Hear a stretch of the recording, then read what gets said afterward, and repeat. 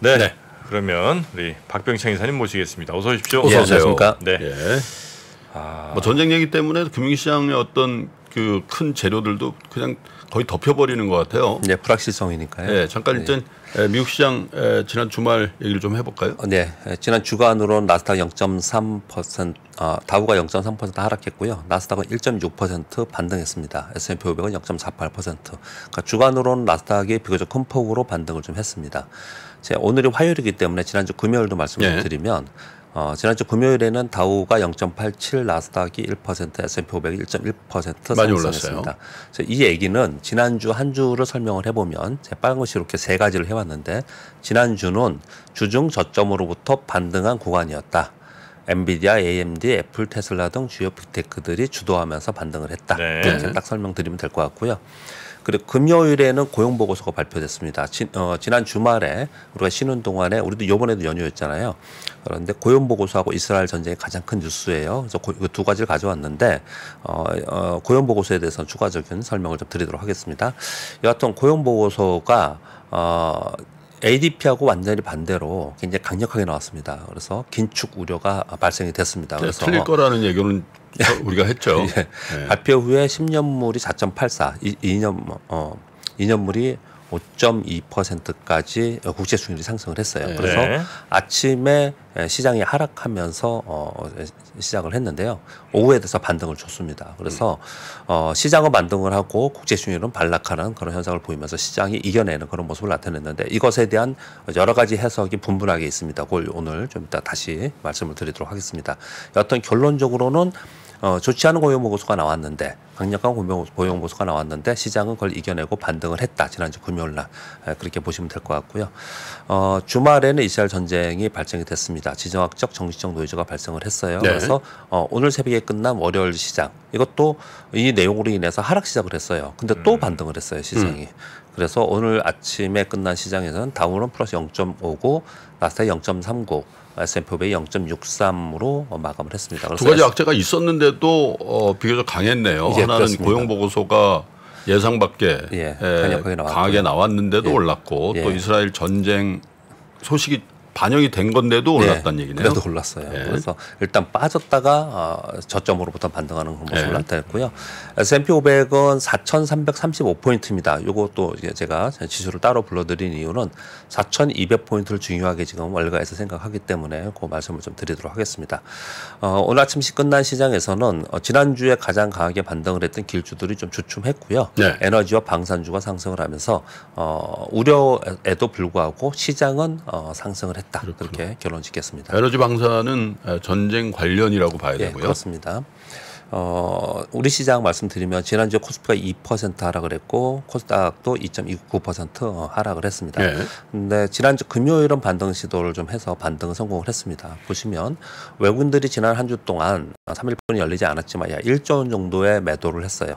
개인 매수로 반등을 시도를 해요. 외국인들이 선물 매도와 비차익 프로그램 매도가 나오면서 정강 후약 패턴이 이루어졌습니다. 그런데 목요일 날은 반등 시도하다가 실패했거든요. 근데 금요일에는 반등에 성공하는 모습을 나타냈는데 외국인들이 비차익 프로그램 매도가 나오고 있으니까 상대적으로 코스피는 약할 수밖에 없는 그런 상황인 거고요.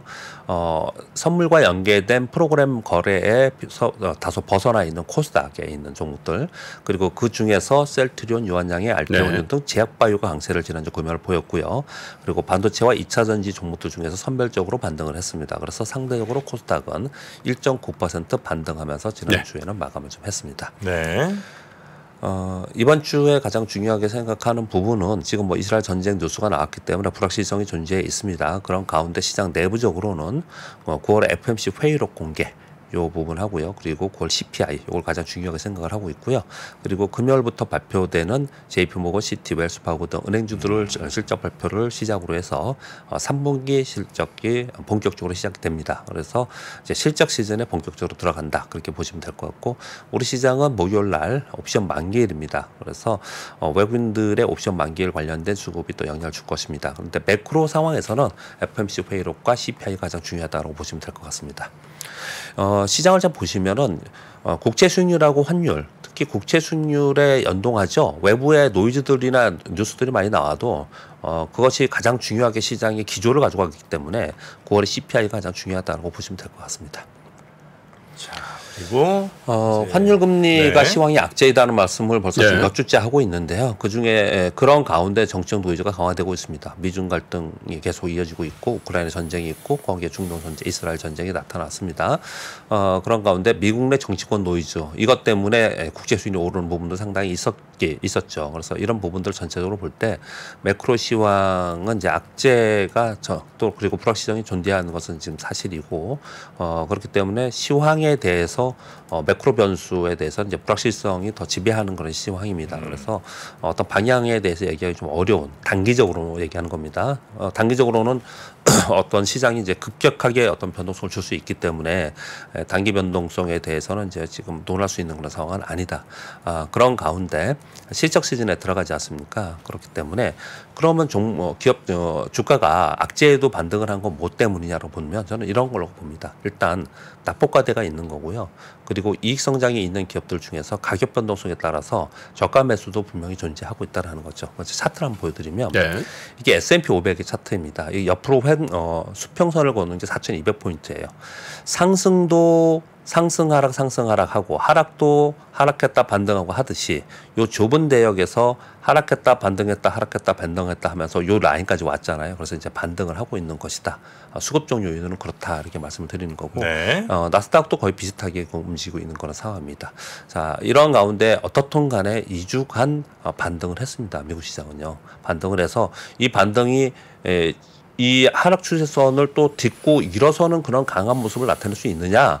요번 그 3분기의 실적을 뚜껑 열어보고 판단해야 되지 않겠냐. 그리고 빅테크 종목들이 반등이 얼마나 강하게 나타나느냐에 달려있다. 이렇게 계속 우리가 지금 보고 있었지 않습니까? 그런 가운데 지금 지정학적 리스크인 불확실성이 좀 있기 때문에 요거는 역시 또 어떻든 간에 또 시간이 필요합니다. 이제 당장 닥치는 일이니까 그렇게 볼 수밖에 없는 거고요. 우리 시장을 보면은 양시장이 3개월 연속 하락 중입니다. 하락 중이라고 표현하는 건 지금 10월의 지금 두 번째 주이기 때문에 말씀을 좀 드리는 거고요. 코스피는 3주 연속, 코스닥은 5주 연속 하락을 했습니다. 여기서 코스피가 반등을 하려면 외국인들의 매도가 둔화되거나 매수로 전환돼야 되는데 지금 매크로 시황이 외국인들이 매수로 전환되기 좀 어려운 상황이잖아요. 그러니까 코스피는 외국인 매도 둔화되어야 반등할 수 있는 거기 때문에 코스피는 상대적으로 약할 수밖에 없는 거고요. 거기에 조금 비교적 자유롭죠. 외국인들이 코스닥의 거래는 매크로의 패시브 자금들이 움직이는 건 아니거든요. 네. 거의 대부분 단기 거래이거나 알고리즘 거래이거나 이런 거래들이 더 많아요. 그래서 코스닥은 종목별로 따로 반등 시도를 하지 않을까, 서로 차별화되지 않을까라는 생각을 좀 하고 있습니다. 코스피 좀 큰 종목들은 아무래도 외국인들의 그런 패시브 자금들이 많다 보니까 외국인들의 심리는 굉장히 악화됐을 거고 그래서 반등 시도하는 건 좀 어려운 것 같다. 다만 코스닥 몇몇 좀 작은 종목들은 가능성은 좀 있다. 그렇죠. 따로 봐야 되지 않을까 그렇게 생각을 하고 있고 이제 그런 가운데 반등을 얼마나 해낼 수 있느냐는 이제 삼성전자 잠정 실적 발표 여기 영향을 받겠죠. 여기서 이제 가이던스가 어떻게 나오는지에 대한 영향을 받을 건데 지금 우리가 3주 연속 코스닥으로 5주 연속 하락했다는데 어느 정도인지 지금 나스닥과 S&P 보면 주봉을 저희 보여드렸는데 우리나라의 코스피와 코스닥은 월봉을 한번 보겠습니다. 이게 월봉입니다. 이게 3개월 연봉을 좀 보여주면서 제가 코스피 월봉이죠. 코스피 월봉이에요. 지금 이제 떨어지고 있는 상황입니다. 2,408포인트인데요. 지금 여기까지 와 있는 상황이거든요. 그래서 이 낙폭이 꽤 큽니다. 이것도요. 그래서 그동안에 꽤 많이 내려왔다는 부분이 좀 있는 거고 그리고 밑에 거래량도 없이 그러니까 증시가 소강 상태 침체에 들어가 있는 거예요. 여기 보면요. 거래가 이렇게 없다라는 거는. 그러한 분위기 속에서 거래가 되고 있었던 거고 그 사이에 코스닥은 먼저 매물을 맞고 내려온 거기 때문에 낙폭이 훨씬 컸습니다. 그래서 고점으로부터 낙폭이 훨씬 커 있는 상태이고 지금 800포인트 근처에서 반등 시도를 종목별로는 따로 하고 있는 상황이라서 지수가 이만큼 내려왔다는 얘기는 종목으로는요 정말 반토막 난 종목들이 꽤 많이 발생이 좀 됐어요. 그렇다면 제가 지금 다시 말씀드리는 내용이 이런 겁니다. 낙폭 과대 그리고 이익이 있는데 그리고 수급에 의해서 빠진 종목들은 개별적으로 움직일 가능성이 있다. 라고 지금 본다는 거죠. 그러니까 지금 이스라엘 전쟁이나 이런 부분의 노이즈의 부분은 정체적인 시장의 흐름의 노이즈이잖아요. 근데 그 흐름의 노이즈에서 변동성의 요인이지 이것으로 인해서 시장의 전체적인 방향을 다시 잡아나갈 것이냐는 좀 어렵지 않겠냐고 생각을 한다. 그렇지 않을 것이지 않겠냐고 생각하는 거예요. 이유는 뭐냐면 시장은 제가 요거는 지금 제가 저 끝나고 나서 전문가분이 오신다니까 제가 안 읽어드리려고 하는데 요것만 말씀 좀 드려보면요. 2021년도에 이제 11일간의 이스라엘에 또 이런 전쟁이 있었어요. 지금은 그때보다 더 과격하게 지금 되고 있는 그런 상황인 것 같습니다. 더 어려운 상황인 것 같아요. 그때 이런 상황이 있었는데 그때는 이제 하루 빠졌다가 하루 이틀 빠졌다가 바로 반등을 했어요. 근데 저는 그걸 중요하게 생각하는 건 아니고 이건 어찌 될지 모르는 거잖아요. 그러니까 그걸 얘기할 수 있는 건 아니고 그때도 시장이 전체적으로 주되게 바라보고 간 건 뭐냐면 연준이 매파적 발언을 하면서 앞으로 금리 인상할 것이다라는 것을 연준의 금리 인상 기조가 더 중요했어요. 그때도. 그래서 이번에 상황이 얼마나 더 나쁘게 돌아갈지에 대해서는 지켜봐야 되는 상황이지만 시장은 연준의 상황을 더 많이 그러니까 즉 국채 수익률의 방향성 이 부분에 더 중요하게 생각을 한다. 그 부분을 좀 말씀을 좀 드리고자 합니다. 네. 자 그렇게 말씀을 드리겠고요. 뉴스 몇 가지 말씀드리겠습니다. 미국 상원 의원들이 중국에 갔습니다. 이거 지난주에 뉴스를 말씀드렸는데요. 그렇죠. 시진핑 면담을 좀 하고 있습니다. 근데 저 그냥 굳이 뉴스를 그냥 한 줄이라서 밑에 이걸 써오긴 했는데 뭐 읽을 필요도 없는 것 같고요. 그냥 양쪽 다 잘해보자. 라는 얘기를 지금 계속 내놓고 있습니다. 언론에는 우리 잘해보자 이런 얘기를 좀 내놓고 만나죠. 예, 만났고요. 네. 그래서 이제 잘해보자라고 지금 얘기하고 바이든하고 이제 만나기로 했죠. 예, 바이든하고도 이제 준비를 한다고 캘리포니아 내년에 내년 초에 하고 있다 이렇게 얘기를 좀 하고 있는 그런 상황입니다. 그리고 아까 뉴스 3에 전해주셨던 삼성과 SK하이닉스의 중국 공장에 별도 허가 없이 장비 공급을 할 수 있다라는 게 이제 뉴스가 주말에 굉장히 많이 나왔습니다. 근데 이것도 말씀드린 바와 같이 허들이 있는 상태에서 그 안에 있는 것은 이제 허가 없이 할 수 있다 이렇게 얘기를 하고 있는 거예요. 그런데 그래도 뭐 이거 가지고 뭐 아직 불안전하다 얘기를 많이 하고 있지만 한국 반도체 기업의 중국 내 공장 운영에 대해서 불확실성이 좀 완화되지 않았냐라는 쪽으로 좀 보고 있는 것 같습니다. 그렇게 보시면 될 것 같고요. 그리고 최근에 그 국제 수익률이 급등했잖아요. 이 부분에 대해서 연준 위원들이 지금 한마디씩 계속 하고 있습니다. 여러 의원들이 얘기 좀 하고 있는데 이렇게 종합해서 이렇게 보면은 델러 총재가 이제 대표적으로 얘기를 많이 하고 있는데 이렇게 얘기를 하고 있습니다. 최근에 국제 수익률 상승한 것은 금리를 한 차례 인상한 효과를 좀 주고 있다. 그거랑 똑같지 않냐? 실제로 그렇지 않습니까? 금리를 기준금리를 오른 것처럼 국채 수익률이 막 올라가 버렸잖아요. 그러면 기준금리를 올릴 이유가 조금 사라지죠. 네, 그런 얘기를 지금 하고 있는 거예요. 장기금리 상승이 수급 요인이라면 이거 추가금리 인상의 필요성이 좀 제한되겠다. 지금 말씀 주신 것처럼 좀 사라진 거다. 이렇게 표현을 좀 하고 있어요. 약간 비둘기파조리 얘기를 좀 하고 있는 국채 발행을 많이 늘려서 국채금리가 뜬다라는 거는 긴축의 효과가 좀 있어지는 거잖아요. 그렇죠, 그렇습니다. 그런 부분. 그런 효과가 요번에 있었다. 그래서 어쩌면 금리 인상이 필요 없을 수도 있지 않겠냐라는 뉘앙스로 좀 한쪽으로는 얘기를 하고 있고요. 그러면서도 만약에 근데 이게 수급 요인이 아니고 경기와 연동하면서 그 장기 금리가 막 올라간 거다. 그러면 금리 인상해야 되지 않겠냐. 경기가 또 좋으니까 장기금리 올라갔다. 그런 얘기를 좀 하고 있는 상황. 양쪽의 얘기를 좀 하고 있는데 지금 여태까지 지난 한 1, 2주 동안에 많은 여기 뭐 전문가분들이 나와서 얘기한 것을 보면은 수급적 요인이 훨씬 더 컸죠. 사실은요. 그래서 이 내용이 제가 보기에는 시장이 하락하지 않고 버티거나 반등을 할 수 있는 요인이 아니었나라고 저는 생각을 합니다. 네. 그렇게 좀 근데 아까 그 뉴스 중에 시진핑의 최근의 언급이 그 조금 좋아지고 있다라는 느낌이 좀 들더라고요. 이전보다 좀 미중 관계에 있어서 그죠? 또 한국 정부하고도 뭔가 조금 한국 정부에 좀 하려고 많이 하고 그런 생각이 드는데 그래서 한번 추론을 해본 거예요. 왜 저럴까를 생각해 보면 트럼프가 지금 굉장히 인기잖아요. 시진핑은 바이든도 별로 안 좋아하지만 트럼프 진짜 싫어하거든. 기억나세요? 그 트럼프 연간에 시진핑하고 트럼프 이렇게 보면 막 몸서리 칠 정도로 싫어하잖아요. 트럼프하고.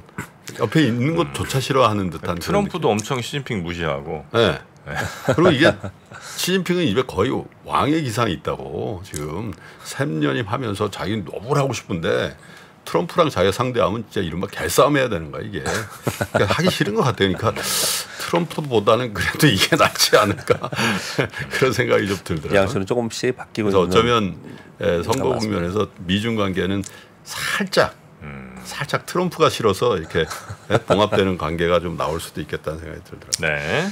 네, 그 네 번째, 다섯 번째 뉴스는 섹터, 이제 반도체 쪽과 2차전 쪽인데요. 그 우리나라의 배터리 3사가 북미에 설비 투자하고 2025년까지 완공한다는 얘기를 끊임없이 계속했었잖아요. 근데 전자신문발 뉴스인데요. 배터리 공장 완공하기 1년에서 1년 반 전에 장비가 들어가야 된다고 합니다. 과거 감성으로 볼 때. 근데 그 날짜를 거꾸로 역순해서 계산을 해보니 올해 연말 전후가 그 시점이다 이렇게 좀 보고 있는 거예요. 근데 만약에 그렇다면은 이 3사가 발주해야 되는 장비가 약 10조 원까지 된다 이렇게 얘기를 좀 하고 있어요. 그래서 이게 발주가 시작되기 시작하면 배터리 후방 업계들에는 훈풍이 한번 오지 않겠냐, 주시해서 좀 보자 이런 뉴스가 하나 있었습니다. 실제로 요거 한번 이런 뉴스가 나왔으니까 실제로 그런 게 있는지 한번 지금 살펴보시면서 미리 준비하고 있어야 되니까 그렇게 말씀을 좀 드리겠고요. 또 한 가지는 JP모건에서 내년도에 PC 시장 8% 정도 성장을 전망하는 PC 시장이요? 예, 성장 전망한다는 발표가 좀 있었습니다. 2022년 이후에 밸류체인 주문량 하향이 계속 있었는데 이게 좀 종료됐다. 그래서 출하량 예상이 처음으로 상향 조정되기 시작했다고 하고 있고요.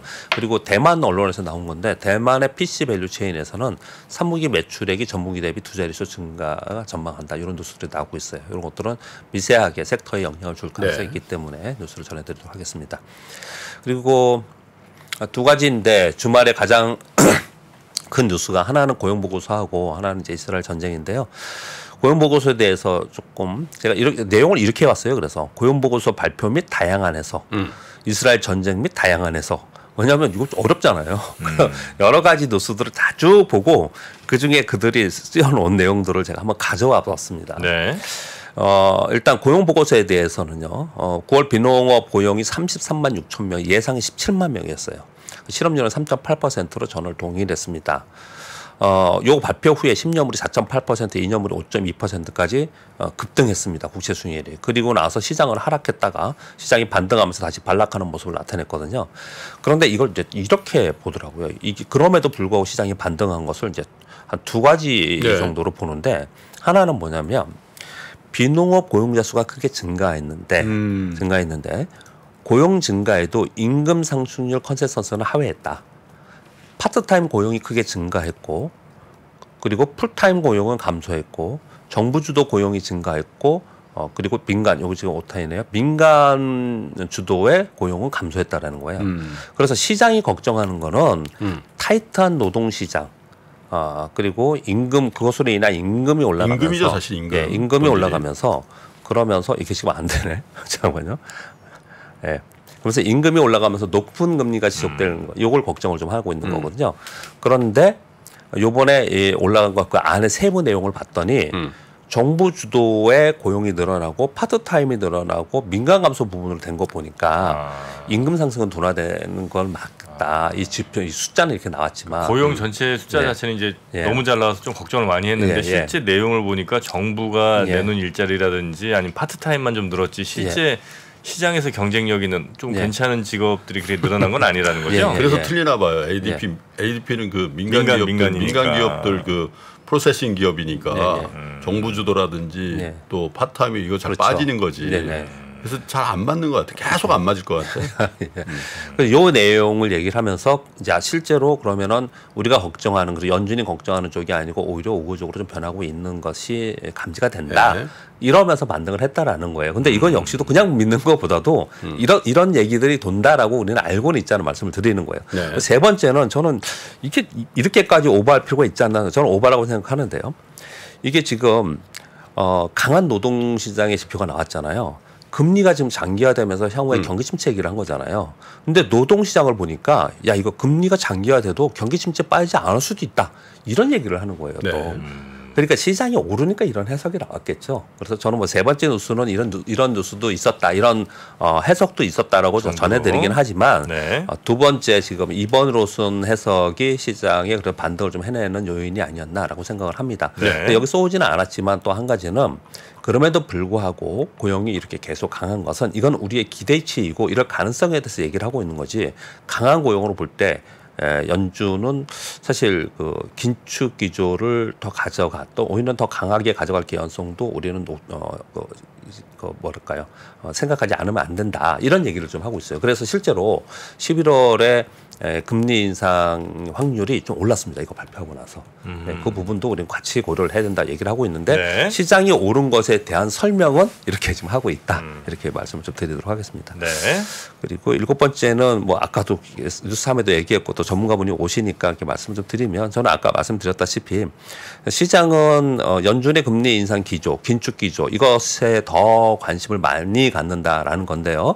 그런데 그것에 바로 전 단계가 전쟁이 일어나면 또 뭐 오일이 상승하고 달러도 강하고 뭐 이러면은 시장이 좀 악재로 작용을 하잖아요. 근데 그런 것들 때문에 이제 걱정을 하는 건데 결국은 환율과 금리 아니겠냐. 그래서 연준의 기조가 굉장히 중요하다 이렇게 얘기를 좀 하고 있는 그런 상황인 거고요.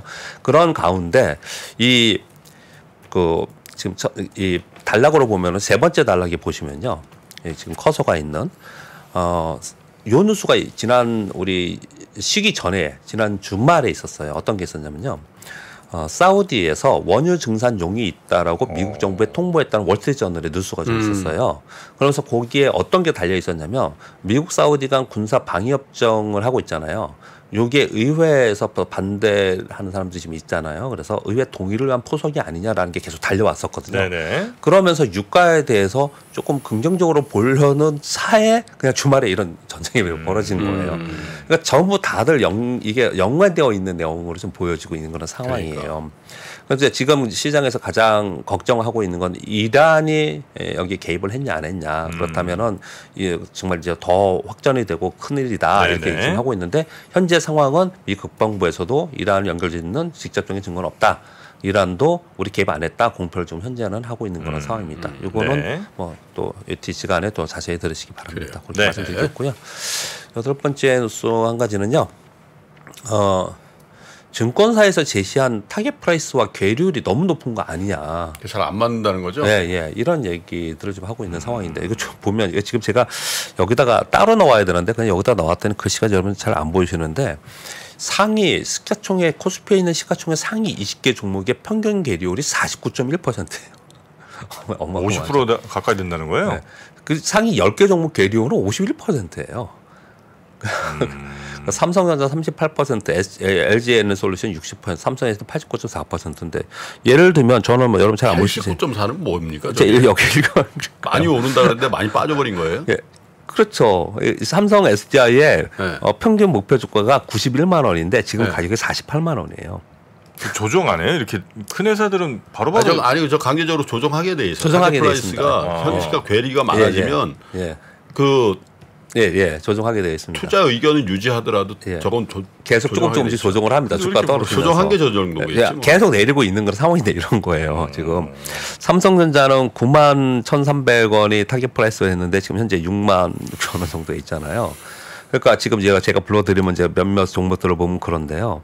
그러니까 네이버는 29만 원인데 지금 현재 19만 원이고 그렇습니다. 근데 이걸 보면서 어떤 생각이 드느냐. 이걸 보면서 읽는 사람에 따라서 주관적 해석이 전부 다 다릅니다. 어떤 사람들은 그만큼 시장이 저평가됐다라고 얘기를 하고 있고요. 저평가됐다. 어떤 사람들은 애널리스트를 너무 좋게 본다. 너무 좋게 본다. 네. 그거 눈높이를 하향하는 조정이 있을 수 있겠다. 이렇게 서로 상반되게 되게 봐요, 이걸요. 우리 개인 투자자분들은 증권사 애널리스트를 맨날 틀리지 이렇게 얘기하고 있잖아요. 그렇게 보는 개인 투자도 있지만 이 자체를 보면서 너무 눈높이가 높아서 눈높이가 하향되는 과정을 겪어야 되지 않겠냐라는 쪽하고 저평가되는 쪽하고 서로 양쪽이 있는데 지금 현재는 이번 3분기 실적 발표를 하면서 요 눈높이가 높아지는 게 하향 조정되는 거와 맞물리는 그러한 조정의 구간이 이번에 지날 것이다. 네. 이런 해석들을 많이 하고 있는 상황입니다. 눈높이 문제가 아니라 좀 정확하게. 아니 근데 그 예를 들어서 두 가지다. 네. 주가가 떨어지는 방향은 아니네요. 왜냐하면 눈높이를 낮춘다는 거니까 그거는 이제 주가에 맞춰서 이제 타겟 프라이스를 이제 약간 좀 낮춘다는 거고, 그다음에 저평가됐다는 얘기는 이제 저평가 상황이니까 조금 더 이제 오를 가능성이 높다는 해석이니까. 그러니까 두 개 다 나쁜 상황은 아닌 거 아니에요? 아니죠. 저평가됐다라고 만약에 판단이 되면은 주가는 확 굉장히 우리 생각보다 굉장히 강할 가능성이 있는 거고요. 그렇죠. 또 하나는 너무 높게 평가했다라는 것을 지금 시장이 계속 많은 분들이 여기 와서 얘기를 하잖아요. 너무 좋게 본다. 그 조정을 시장이 지금 계속 겪고 있다라는 거예요. 그런 것들이 맞물리는 이번 3분기 실적 발표 시즌이 될 거다 이렇게 설명을 하는 거예요. 그래요. 약세 국면엔 더더군다나 잘 안 맞죠. 강세 국면은 그래도 좀 맞는데 그 얘기는 애널리스트들은 비교적 본인의 분석 대상인 업종을 긍정적으로 보는 관성이 있다 이렇게 경향성이 좀 있죠. 자, 오늘 여기까지 하시죠. 네, 네. 박병창 이사님 대단히 고맙습니다. 감사합니다. 네, 잠시 후에 성일광 교수님과 함께 이스라엘 또 하마스 이야기 나눠보겠습니다. 네. 외환위기 오는 거 아니에요? 금융위기 오는 거 아니에요? 이런 질문들을 좀 굉장히 많이 받았었습니다. 탐욕이 되게 강했을 때 위험자산으로서의 극단적인 쏠림이 나타나고 공포감이 극에 달했을 때 안전자산으로서의 극단적인 쏠림이 나타나거든요. 과거의 일이 미래에 똑같이 일어난다 이건 아니지만 그때 당시에 위기 상황에서는 어떤 공통점들이 있었는지를 보면서 우리가 대비를 하는 방법도 고민해 볼 수 있고요. 과거를 제대로 이해하는 순간 위기의 실체가 드러납니다. 오건영의 현실 경제 이야기를 서점에서 만나보세요.